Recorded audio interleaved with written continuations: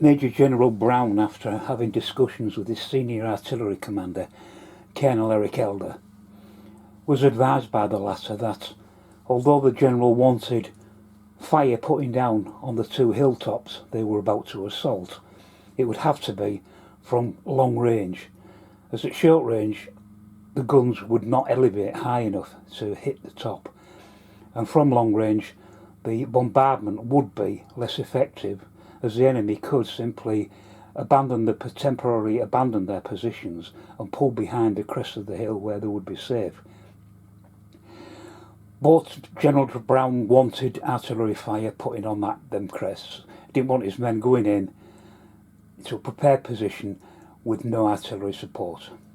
One good piece of news Colonel Elder was able to give him was that their rifle Parrots outranged the Confederate smoothbores, and that a battery, if placed on the road, could engage the Confederate artillery without fear of being hit in return, and this would force the Confederates either to stand and take casualties, or more likely to pull back out of range of the Parrots.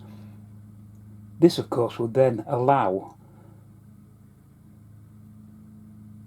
for the Union to advance along the road with the extra brigade that they had under the Fox, which was perfect. The cavalry were there ready, and they could exploit any gaps that opened up with the enemy. So if I show you the positions, over here we've got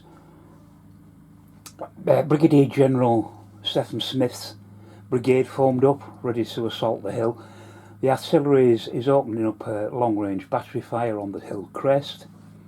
Next to them, if I move across, I know the light's not brilliant with the sunshine, we have the Fox. He is lined up ready with his cavalry behind the Parrots, which are going to open fire onto the Confederate artillery, which of course it outranges. And finally, Brigadier General Dredd, his brigades formed up. It's 4 infantry regiments. They formed up as wide as possible. They're going to assault the hill, and once again the guns are going to put down suppressive fire on the top of the hill. Well, it's the end of turn 1. The Union batteries open fire with mixed results. On the far side, the battery, the fire up the hill, 3 dice, it was half dice, no hits. They needed a 6. They were firing uphill, maximum range against the dug-in enemy, so it needed a 6. They failed to get it, and it was the same down here against this hill. Where are we? Here again, maximum range, 6 needed, nothing done. Now I'm using playing cards for momentum rather than dice, because obviously I can't hide the dice from myself. So I use a number of playing cards equal to the dice, pips on the dice, with a joker. And when the joker turns up, that means your turns up, your initiative, your momentum, your pips, whatever you want to call them. So the Union activated 1 brigade. So General Dredd's brigade has now started to climb up the hill. They're still just outside musket range. But that was it. After they'd moved, the joker was pulled.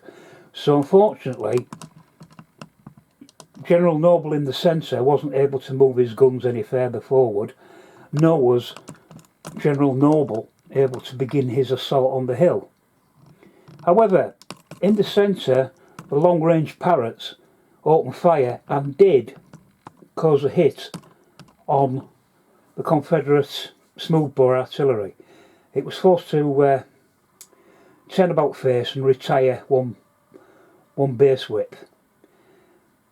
General Spiliotopoulos realised that his artillery was going to be vulnerable where it was, and so he's ordered both units to pull back and to strengthen the farm. So they will take up positions inside the compound of the farmyard. So one unit's already limbered up on its way there, and in the next turn the other unit should be able to limber up and join the colleagues in there. And finally at that turn I rolled to see if Brigadier General Steve Clay's reinforcements would arrive.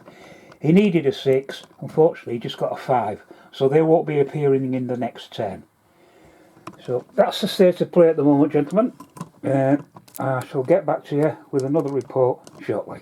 Thanks for watching.